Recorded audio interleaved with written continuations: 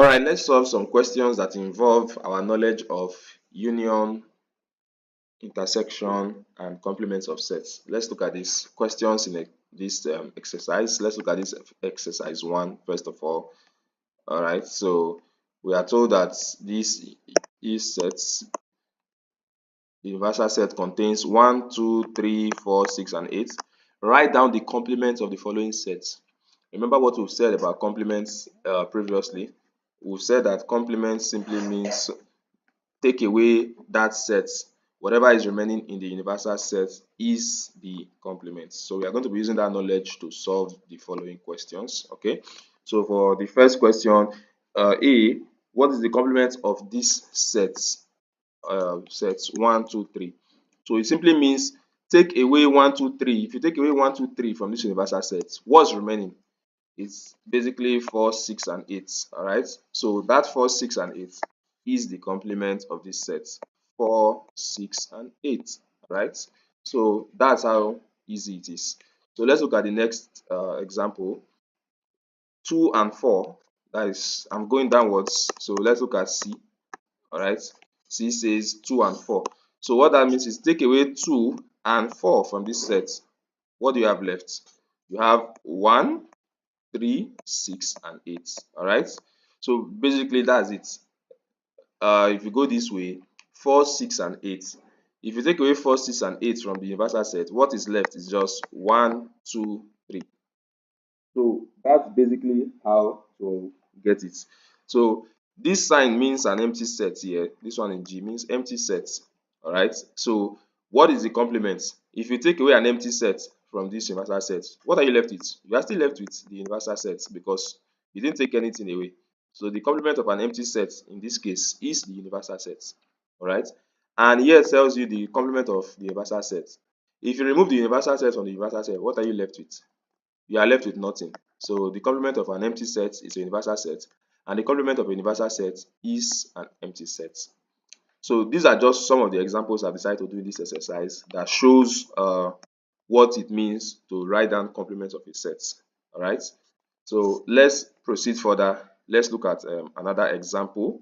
Of course, I'm not going to be solving all the examples, but I'm going to be solving just enough for you to have a basic understanding of what complements of a set means.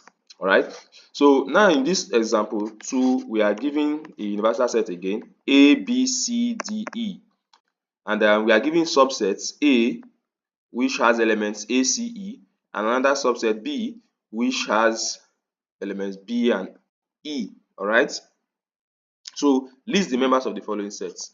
So for question A, it says A prime. Of course, we already know what A prime means. A prime means take away whatever the sets of A, remove them from the universal set.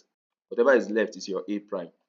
So I have A here having A, C, and E. So if I remove A, C, and E, what's left is just B and D.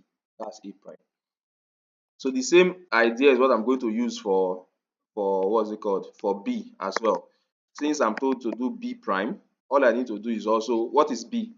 B contains the set B and E. All right, so if I remove B and E, what's left? I have A, C, and D. So that's basically the set. So moving forward, we are now going to see some that look a bit more complex. All right, so I have this one that says A prime union B. So what does A prime union B mean? It means you first of all need to know what A prime is. All right, so you need to solve for A prime first, and then you can now solve for union B. So what is our A prime? Well, fortunately for us, we've gotten it in question A already. We've gotten it that our A prime is BD. So they are simply telling you, if you have the set BD, that's your A prime, BD, union it with the set of B. And what is the set of B? We have it in the question here, BE. So I'm basically doing BD union BE. Remember what union means. Union means add them all together. But if one repeats itself twice, write it only once. So in this case, A prime union B, which is what I have here, is to unionize these two. So what are the elements I can see? I can see B, I can see D, I can see E. So that's your final answer. So for union, add everything together. Whatever appears only in one side, add it. Even if it's only one side, add it. But if it appears two times in the two sides, still add it, but write it just once. So in this case, that is what A prime union B stands for. All right. Now look at the next question I want us to look at here. Let me first erase this so that the board is a bit clearer for us to see some things. Let's look at question D. Question D says A union B prime. So I have A already from the question. This is A. And I'm told to union it with B prime. What is B prime? I've solved it just now in question B. A B prime is ACD. So they are basically telling you these two sets I just highlighted in green. Union them, join them together. All right. So what is the set of A? I have the set of A. I'm going to write it out here again. ACE union. What is B prime? I have it here. I've solved it. ACD. So if I'm going to union these two sets, I'm going to write everything that appears, even if it's once. I'm going to write everything. What can I see? I can see A. I can see C. I can see D. I can see E. If you take notes, some things like A appeared twice. A appeared twice. You can see A here and also here. C also appeared twice, but you write them just once. So that is how to perform operations with union. All right, because many times you will be given questions that involve both union and prime. Everything will be together. So you just need to understand how to work it out. All right. Now let's look at another example. Let me try and solve in the whiteboard that would make it clearer. So this is my universal set that has A, B, C, D, E. All right, and then this was my A, that is what A, C, E, and then this is the B. I'm simply rewriting the question, that is what B and so I've been solving some examples already. I want to just solve a different example this time around. So I'm told to do A. Okay, I have to increase the font. I'm told to do A intersection B prime.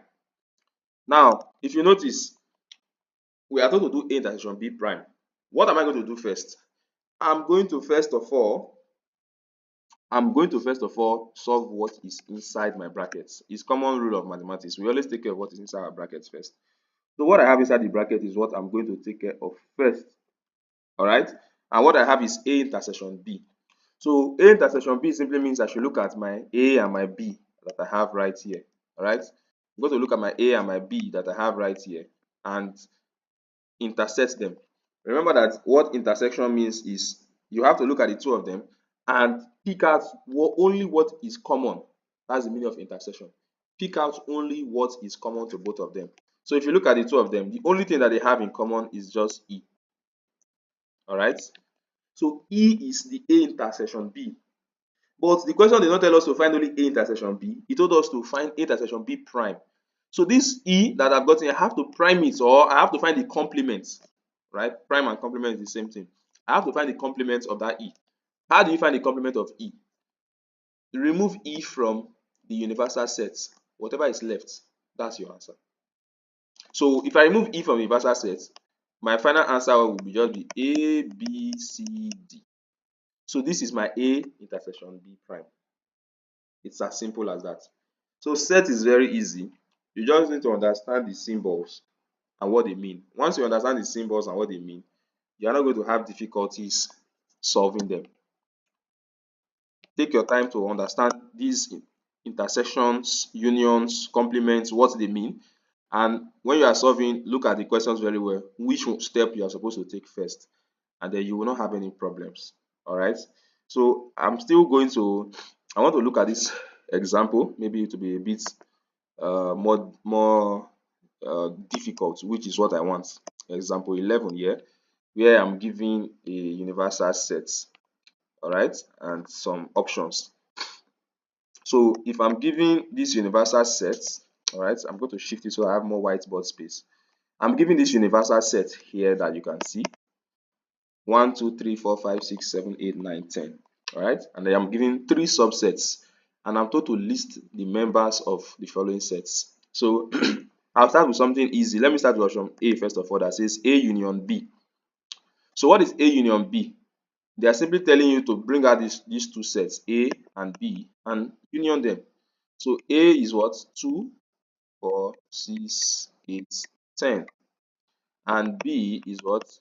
1, 3, 5, 7. So A union B simply means add them together. Even if something appears only once, write it. Alright? It's as simple as that. So let's look at it. Starting from the smallest number. What is the smallest number that appears in either of them? I have 1. So I'll start from 1. Alright? So that will be 1. And I have 2 up in A. I have 3 downwards in B. I have 2 upwards. I have 5 down. 6, 7, 8, 10. Alright? Notice there's no 9 in any of them. So that's why there's no 9 there. So that's your final answer. It's as simple as that. And then for the question number 2, the big question that says A intersection B, if you look at A and B, do they have any terms in common? They don't. So since that means there's no elements in this set. It's an empty set. So this is your answer, or you can also write it like this. They both mean the same thing. It means that set is an empty set. There's no elements in that set. They don't have any intersection. They don't have anything that is common. All right. So it's very, very easy. All right. So let me go down a little to something that may look a bit more difficult. Let me go for option F. It says A union C. All right. Let me clear the board a little. It says A union C. A union C intersection B. I'm solving this. A union C intersection B. As I have mentioned earlier, you take care of what's in the brackets first. Forget what is outside. So we are going to first of all take care of this A union C. Alright. So if you take care of A union C, remember, look at my A here in the question and look at my C. It means add them together, but don't repeat one thing twice. So if you look at A union C, what are the elements of A union C? I can see what I have in A union C. I can see I have 1, I have 2. Do I have 3 in any of them? No, I don't. Do I have 4? I have 4. Do I have 5? I have 5. I have 6. I don't have 7 in any of A and C. I have 8. I have 9. I have 10. So this set is my A union C. And then I'm told to intersect it with the set of B. So what is the set of B? The set of B is right here. Right? This is the set of B right here. 1, 3, 5, 7.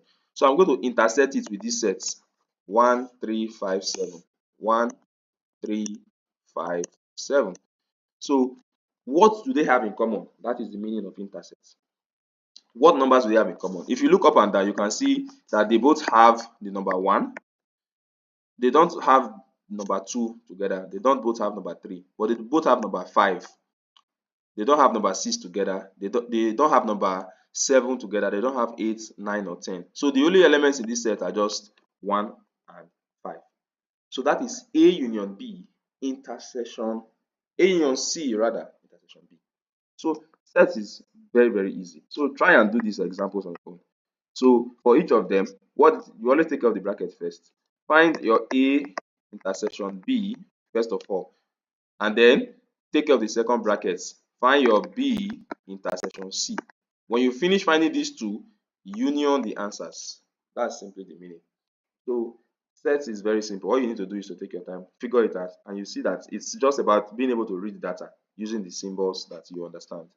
So in our next class, we'll move forward on set builder notations.